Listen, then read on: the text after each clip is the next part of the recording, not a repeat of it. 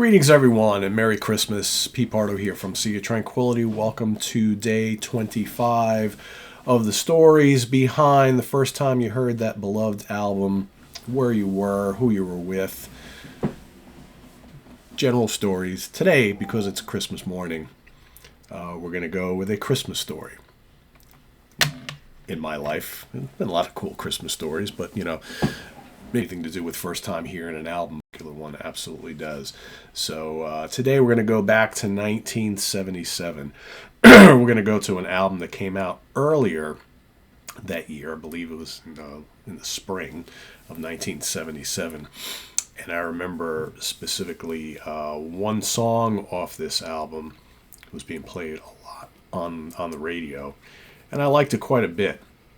And I was thinking, I probably need to investigate and maybe look to get the album that this song comes from. And I remember seeing it in the stores and absolutely loving the album cover.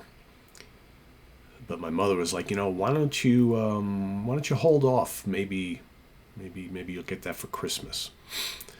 And I'm thinking, but Christmas is kind of a few months away, Ma. It's like, I can probably scrounge your money for it, over the next month or two. She's like, well, can't you wait another month or two after that?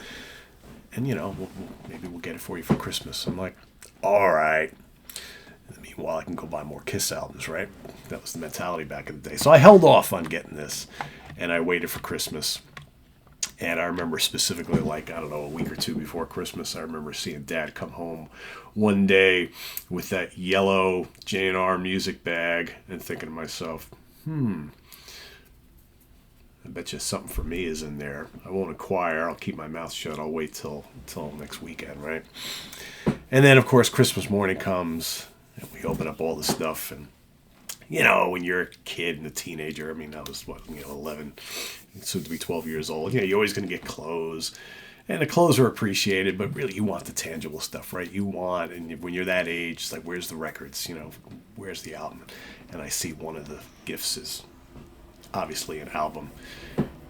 And I open that sucker up on Christmas morning. And what is it, you might ask? Well, the song that I was so in love with was Jet Airliner. And the album that it came from is Book of Dreams by the Steve Miller Band.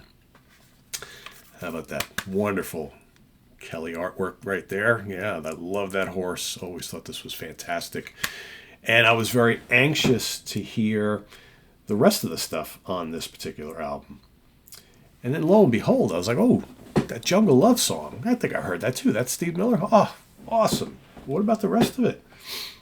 Well, what really intrigued me about this, granted, I was more drawn to the rockers because, again, I was listening to a lot of Kiss at the time, so I was like, the harder rock stuff is what really, really drew me. But I found that I was really, really taken by the use of synthesizers on this particular record.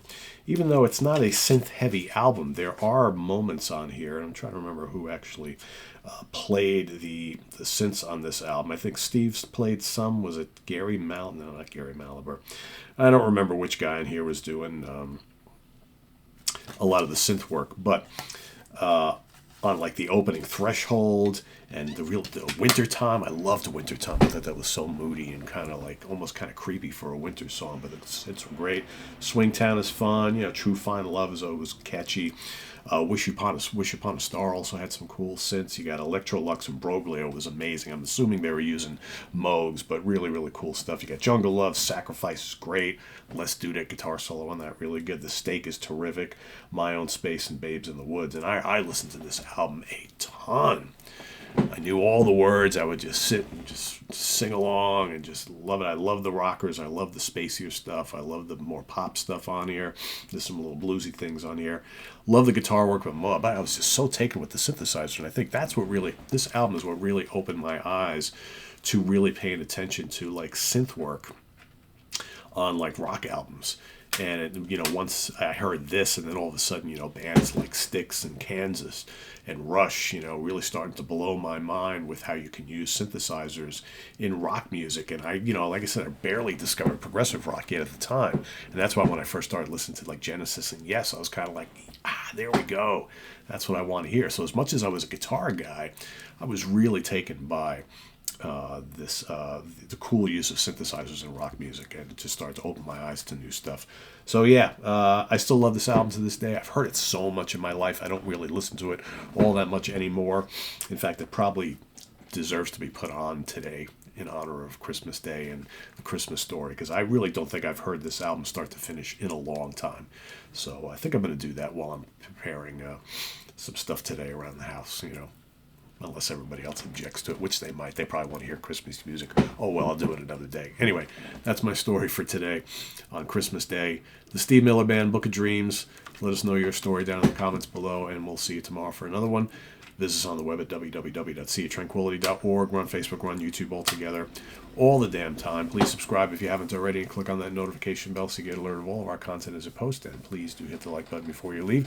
Also down below, we got the links to our Ko-Fi page for channel donations, our merch page, our Cameo page, and the Sea of Tranquility merch membership options.